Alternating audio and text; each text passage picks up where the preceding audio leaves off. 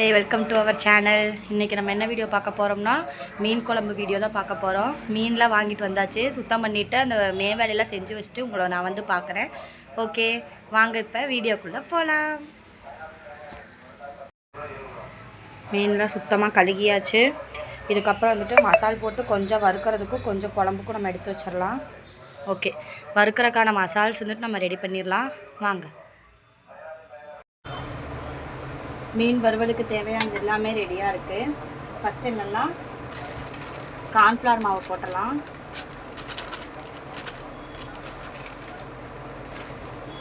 Next மைதா மாவு, next இஞ்சி பூண்டு பேஸ்ட்டு. இது கொஞ்சம் ஒட்டி இருக்கும் இல்லையா, அதை நம்ம அப்படியே வேஸ்ட் பண்ண வேணாம். கொஞ்சோண்டு தண்ணி ஊற்றி அலாசி இதிலையே ஊற்றிடலாம்.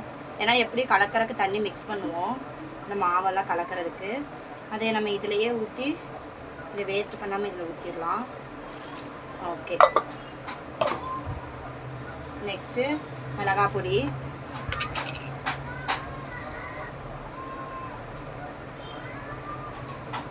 மிளகாய் பொடி வந்துட்டு கொஞ்சம் நிறையா தான் போடணும். ஏன்னா வந்துட்டு நம்ம கலக்கி வைக்கிறனால கொஞ்சம் காரம் பிடிக்காது. எண்ணெயில் போட்டு எடுக்கிறனால அந்த காரம்லாம் அதுலேயே லைட்டாக போகிறதுக்கு சான்சஸ் இருக்குது. அதனால் கொஞ்சம் சேர்த்தி போட்டோம்னா மீன் காயும் போது அதுலேயே நல்லா பிடிச்சிக்கும். நெக்ஸ்ட்டு தேவையான அளவு உப்பு.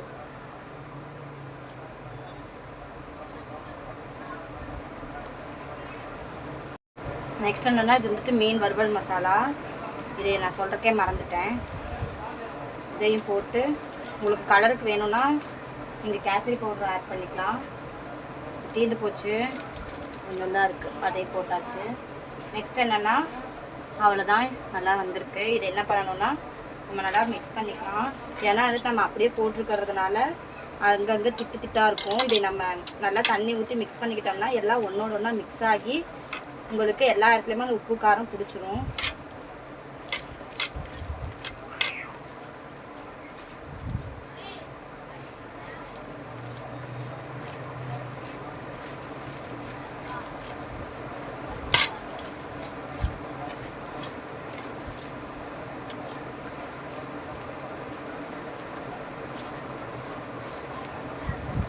பாருங்க, இந்த கன்சிஸ்டன்சியே போதும். ஏன்னா வந்துட்டு நம்ம மீன் கழுகுனனால அந்த மீன்லேயே வந்துட்டு தண்ணியெல்லாம் சோர்ந்துருக்கும். அதே நம்ம இதில் போடும்போது நல்லாயிருக்கும். ஓகே,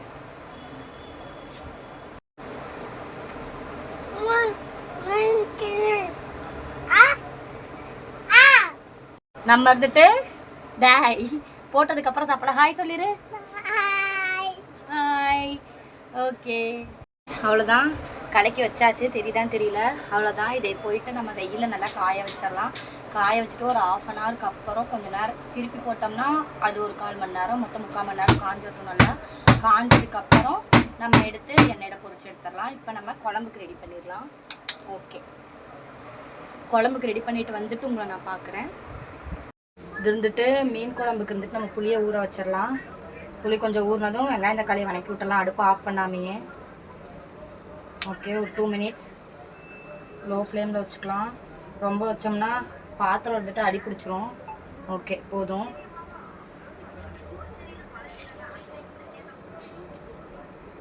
நெக்ஸ்ட்டு வடை வச்சாச்சு. தேவையான அளவு எண்ணெய் ஊற்றிக்கலாம், கொஞ்சம் வேக வச்சுக்கலாம்.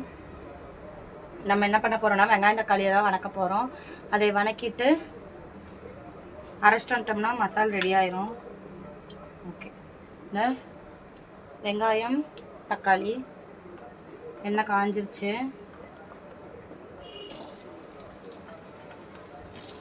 இந்த சின்ன வெங்காயத்தை இருந்துட்டு குழம்புக்கு போடுறக்கு வச்சுக்கலாம். இந்த பெரிய வெங்காயத்தை வந்துட்டு வணக்கறக்கு வச்சுக்கலாம். உங்கள்கிட்ட சின்ன வெங்காயம் இல்லைன்னா நீங்கள் பெரிய வெங்காயத்தையே போட்டு குழம்புக்கு வச்சுக்கோங்க, வணக்கறக்கு வச்சுக்கோங்க. இது நல்லா நம்ம பொன்னிறமாக ஆகிற வரைக்கும் நல்லா நம்ம வணக்கிக்கலாம். பச்சை வாசனைலாம் போகிற வரைக்கும். நம்ம இருந்துட்டு அப்படியே போட்டோம்னா குழம்பு ஒரு மாதிரி பச்சை வாசனை மாதிரி அடிக்கும். ஒரு 2 நிமிஷம் நல்லா வணங்கிடும். அடுப்பு கொஞ்சம் வேகமாக வச்சுக்கலாம். கலர் மாறுறது உங்களுக்கே தெரியும் பாருங்கள். நம்ம வெங்காயம் வந்துட்டு குட்டியாக சின்ன சின்னதாக வெட்டிக்கலாம், இந்த மாதிரி நீள நீளமாக வெட்டிக்கலாம். நான் வந்துட்டு கொஞ்சம் டைம் ஆகிட்டேன்னு சொல்லிட்டு நீள நீளமாக வெட்டிட்டேன். நீங்கள் கொஞ்சம் குட்டி குட்டியாக இல்லை வெட்டினீங்கன்னா வணங்குறதுக்கு ரொம்ப ஈஸியாக இருக்கும், சீக்கிரமாக வணங்கிடும். இந்த மாதிரி வெட்டினோம்னா வணங்குற டைம் ஆகுமான்னு கேட்காதீங்க. இதுலேயும் நம்ம வந்துட்டு ஸ்லைசர் மாதிரி தயிர் வெங்காயத்துக்குலாம் போடுற வெட்டுவோம் இல்லைங்களா, அந்த மாதிரி வெட்டினோம்னாலும் நல்லாவே வணங்கிடும். ஓகே பாருங்கள், கண்ணாடி பதத்துக்கு வந்துடுச்சு. இந்த கன்சிஸ்டன்சி வந்துட்டாலே போதும். நெக்ஸ்ட்டு தக்காளியை போட்டலாம். தக்காளி வந்துட்டு நான் கம்மியாக தான் போட்டிருக்கேன். ஏன்னா வந்துட்டு நம்ம புளி சேர்க்குறோம் இல்லையா, இல்லைங்களா, அந்த புளிப்புக்காக தான் நம்ம தக்காளி சேர்த்துறோம். தக்காளி நிறையா சேர்த்த வேணாம், வேணுன்றவங்க சேர்த்துக்கலாம். நான் 2 தக்காளி மட்டும் தான் சேர்த்திருக்கேன்.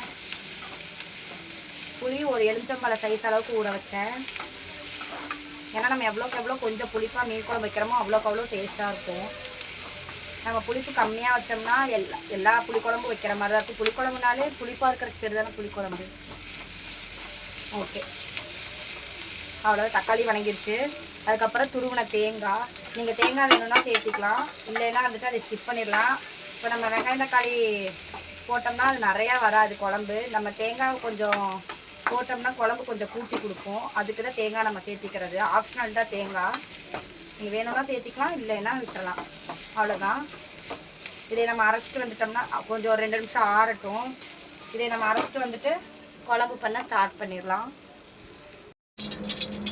நம்ம என்ன பண்ணிட்டோம்னா எண்ணெய் குழம்பு குண்டான அப்படியே ஸ்ட்ரைட்டாகவே வச்சு எண்ணெய் ஊற்றிட்டோம். எப்படி ஃபிக்ஸ் பண்ணுறது உங்களுக்கு தெரியுதான்னு தெரியலை எனக்கு.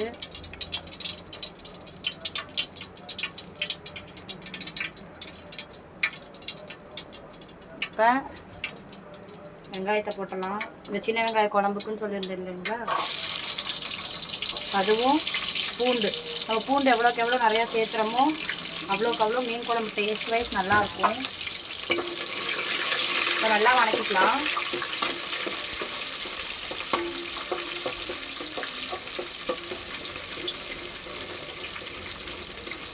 நல்லா கலர் மாறணும். பூண்டோட கலருமே நல்லா மாறணும். அப்படியே நம்ம போட்டோம்னா பூண்டோட ஸ்மெல் இருந்துட்டு நம்ம தொண்டைக்குள்ளே போகும்போது அந்த பச்சை ஸ்மெல் மாதிரி அடிக்கும். பூண்டு நல்லா வணக்கி போட்டோம்னா அந்த எண்ணெயிலே வறுத்து போட்டோம்னா அந்த நல்லா இருக்கும் இல்லைங்களா, அந்த மாதிரி தான் இப்போ நம்ம பண்ணணும். சின்ன வெங்காயமும் நம்ம குழம்புல போட்டோம்னா அந்த டேஸ்ட்டே சூப்பராக இருக்கும். சின்ன வெங்காயத்தோட ஃப்ளேவருக்கும் அதுக்கும். நான்வெஜ்லாம் நம்ம செய்யும்போது சிக்கனாக இருக்கட்டும், மட்டனாக இருக்கட்டும், மீனாக இருக்கட்டும், எந்த ஒரு நான்வெஜ்ஜாக நம்ம செய்யறதா இருந்தாலும் நீங்கள் அரைக்கிறதுக்கு சின்ன வெங்காயம் போடாட்டினாலும் வணக்கிறதுக்கு சின்ன வெங்காயம் போட்டிங்கன்னா செம்ம சூப்பராக இருக்கும் டேஸ்ட் வைஸு. ஓகே பாருங்கள், வணங்கி வந்துடுச்சு பாருங்கள். ஓகேங்களா?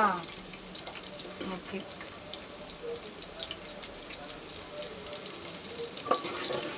நெக்ஸ்ட்டு அடுப்பை கொஞ்சம் லோ ஃப்ளேமில் வச்சுக்கலாம்.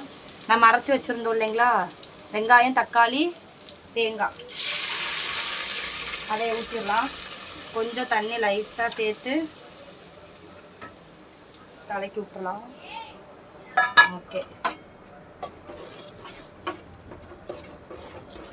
இது ஆல்ரெடி நம்ம வணக்கி தான் ஊற்றிருக்கிறதுனால வெங்காயம் தக்காளி நல்லா வணக்கி தான் போட்டிருக்கனால மறுபடியும் வணக்க தேவையில்லை. இது இருந்துட்டு மல்லி, கரம் மசாலா இதெல்லாம் கலந்துருக்குது. அது ஒரு 2 ஸ்பூன் எடுத்திருக்கேன் நான். நெக்ஸ்ட்டு மிளகாத்தூள். இந்த மிளகாத்தூள் இருந்துட்டு நம்ம வீட்டிலேயே அரைச்ச மிளகாத்தூள், கடையிலலாம் வாங்கலை, வீட்லேயே. ஓகே, வீட்டிலே அரைச்ச மிளகாத்தூளுன்றனால கொஞ்சம் காரம் கம்மியாக தான் இருக்கும். இதை நல்லா நம்ம பச்சை வாசனை போகிற வரைக்கும் நல்லா வணக்கி விட்டுறலாம். ஏன்னா மல்லியோட வாசம் அப்படியே அடிக்கும். நம்ம வணக்காமல் அப்படியே அடுத்து புளிக்கரைசலை ஊற்றிட்டோம்னா. வணக்கறதுக்கு தேவையான அளவு தண்ணி சேர்த்துக்கலாம். நிறையாவும் தண்ணி ஊற்றிட வேண்டாம். ஏன்னா ஆல்ரெடி நம்ம புளிக்கரைசலும் கரைச்சி வச்சுருக்கோம், அந்த தண்ணியும் ஊற்றுவோம். அப்புறம் குழம்பே ரொம்ப தண்ணியாக மாறிடும்.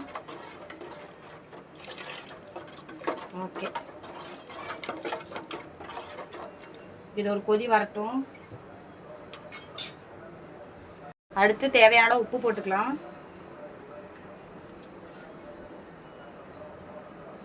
உப்புக்கு ரொம்ப நிறையா போட்டுறாதீங்க. ஏன்னா வந்துட்டு பத்தலைனா கூட நம்ம போட்டுக்கலாம். ரொம்ப நிறையா போயிடுச்சுன்னா இருந்துட்டு உப்பு கைக்க ஆரம்பிச்சிடும். ஓகே, இது நல்லா ஒரு கொதி வரட்டும். ஒரு 2 நிமிஷம் கொதி வந்துச்சுன்னா அதுக்கப்புறம் புளிக்கரைசல் எடுத்து ஊற்றிடலாம். அதுவும் சீக்கிரமே கொதிச்சு வந்துடும். அதுக்கப்புறம் மீன் இருந்துட்டு நம்ம போட்டுட்டு ஒரே கொதியிலே இறக்கிடணும். அப்படி நம்ம ரொம்ப வேக வச்சிட்டோம்னா மீனோட ஃப்ளேவரே இருந்துட்டு ரொம்ப கம்மியாகி குழஞ்சு போயிடும். அது ஒரு முழு மீன் மாதிரியே இருக்கவே இருக்காது. ஓகே, நான் இருந்துட்டு உங்களுக்கு இது கொதி வந்ததுக்கப்புறம் அந்த மீனை போடும்போது நான் உங்களுக்கு பார்க்குறேன். பாருங்கள், நல்லா கொதிக்குதுங்களா?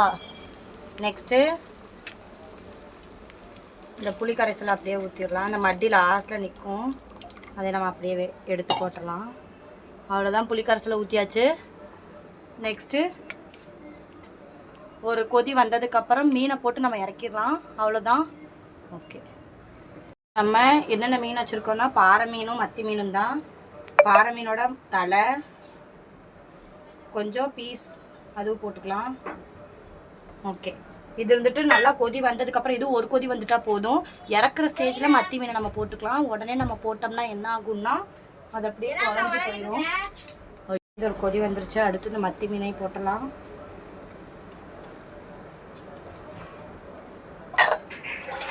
அவ்வளோதான், இது ஒரு கொதி வந்தோடனே இறக்கிடலாம். அவ்வளோதான், மீன் குழம்பு ரெடி. என்னதுன்னா மீன் வறுவல் தான் பார்க்க போகிறோம். ஆல்ரெடி காய வச்சுருந்தோம் வெயிலில். இப்போ அது நல்லாவே காஞ்சிருச்சு. போயிட்டு கொஞ்சம் நேரத்துக்கு முன்னாடி திருப்பி போட்டு வந்தோம். இப்போ என்னடான்னா நல்லாவே காஞ்சிருச்சு. சட்டியில் எண்ணெய் ஊற்றி வச்சாச்சு. இது நம்ம எப்படி தெரிஞ்சுக்கணும்னா இப்படி வச்சு பார்த்தாலே நமக்கு தெரியும். அந்த அனல் இருந்துட்டு நம்ம கையில் அடிக்கும். அப்போயே நம்ம தெரிஞ்சுக்கலாம் என்ன காஞ்சிருச்சா இல்லையா. ஓகே, காஞ்சிருச்சு. நம்ம போடும்போது என்னென்னா லோ ஃப்ளேமில் தான் வச்சுக்கணும். நம்ம ஹை ஃப்ளேமில் வச்சோம்னா ரொம்ப கருகிற மாதிரி ஆயிரும். அந்த அனல் இருந்துட்டு நம்ம கைக்கு நல்லா அடிக்கும்.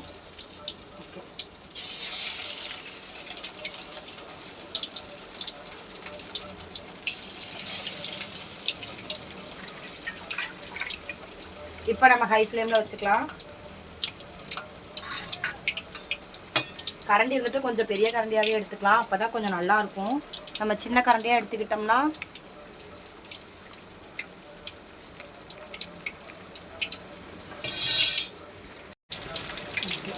அடுப்பப்போ இருந்துட்டு நம்ம ஹை ஃப்ளேமில் தான் வச்சுருக்கோம். இது ஒரு பக்கம் காஞ்சதுக்கப்புறம் தான் திருப்பி போடணும். நம்ம காயாமல் அப்படியே திருப்பி போட்டோம்னா அந்த எண்ணெயிலேயே அப்படியே ஒட்டிக்கும். அதனால் நம்ம காஞ்சதுக்கப்புறம் திருப்பி போட்டலாம். இந்த எண்ணெயிலே ஒட்டலை பாருங்கள்.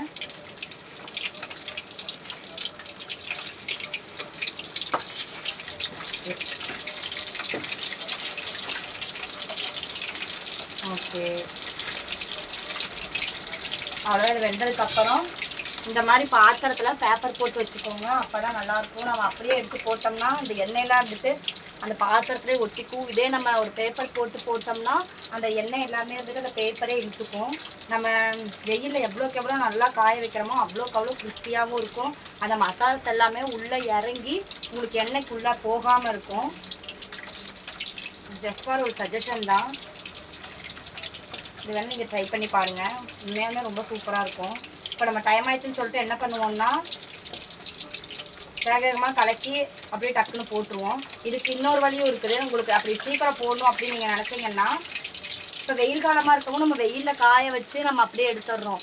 இதே நமக்கு குளிர்காலமாக இருக்குது, மழைக்காலமாக இருக்குது அப்படின்னா நம்ம என்ன பண்ணலாம், அப்போ நம்ம மீன் வாங்கிட்டு வரோம்னா அப்போ நம்ம இந்த மாதிரி மசாலாஸை போட்டு நம்ம என்ன பண்ணலான்னா இந்த கார்ன்ஃப்ளவர் மாவு இல்லைன்னா மீன் வறுவல் மசாலா இருக்குது இல்லைங்களா, அது ரெண்டுத்தையும் மிக்ஸ் பண்ணி அந்த காய வச்சுருந்த மீனை அந்த மசாலில் டிப் பண்ணி இதில் போட்டோம்னா அதுவும் நல்லாயிருக்கும். மசால்ஸ் எல்லாமே உள்ளே இறங்கி நல்லாயிருக்கும். ஆனால் வந்துட்டு என்ன ஒரு இதில் ப்ராப்ளம்னா நம்ம டிப் பண்ண மசால்ஸ் எல்லாமே கொஞ்சம் மீனில் ஒட்டியிருக்கும், கொஞ்சம் இது எண்ணெயிலே போயிடும். அதுதான் அதில் ப்ராப்ளம். ஆனால் வந்துட்டு நீங்கள் சீக்கிரம் மீன் வேகணும், சீக்கிரம் நம்மளுக்கு டைம் ஆகிட்டு சீக்கிரம் செய்யணும்னா இதை நீங்கள் ட்ரை பண்ணி பார்க்கலாம். ஓகே, இது காஞ்சிருச்சு, நல்லா முருவலாயிடுச்சு. நம்ம இதை போட்டு சுட சுட சாப்பிட்டோம்னா செம்ம சூப்பராக இருக்கும். கொஞ்சம் ஆறி போயிடுச்சுன்னா எப்படி ஆயிடும்னா நொதன்னு ஆயிரும். எப்போதுமே பாறை மீன் தான் நாங்கள் வாங்குவோம். நீங்கள் என்ன மீன் வாங்குவீங்கன்னு சொல்லிட்டு நீங்கள் கமெண்ட் பண்ணுங்கள். ஓகே, நம்ம எடுத்துடலாம்.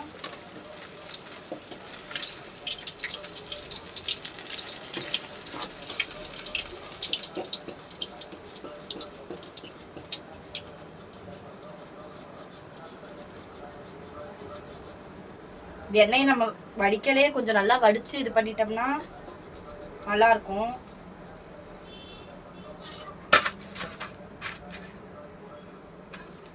ஓகே, இந்த மீன் போட்டாச்சு. 3 தான் போட்டிருக்கேன். ஒரு பேட்சுக்கு இருந்துட்டு 3 தான் போடுறேன். ஏன்னா வந்துட்டு நம்ம நிறையா போட்டோம்னா ஒன்றோடு ஒன்றும் அப்படியே ஒட்டிக்கும். அப்படியே ஒட்டுச்சுன்னா எடுக்கிறதுக்கு நமக்கு வராது. அதனால நம்ம எவ்வளோக்கு எவ்வளோ கம்மியாக போடுறோமோ அவ்வளோக்கு அவ்வளோ ரொம்ப நல்லது. இதுலேயே நம்ம துண்டு மீனாக தானே போட்டிருக்கோம். அதனால் இருந்துட்டு நம்ம கம்மியாக போட்டுக்கலாம். இந்த குட்டி பீசஸ்ன்றதுனால 4ஆக போடுறேன். ஓகே, இப்போ இதுதான் ப்ரொசீஜர். இதே மாதிரி தான் போடணும்.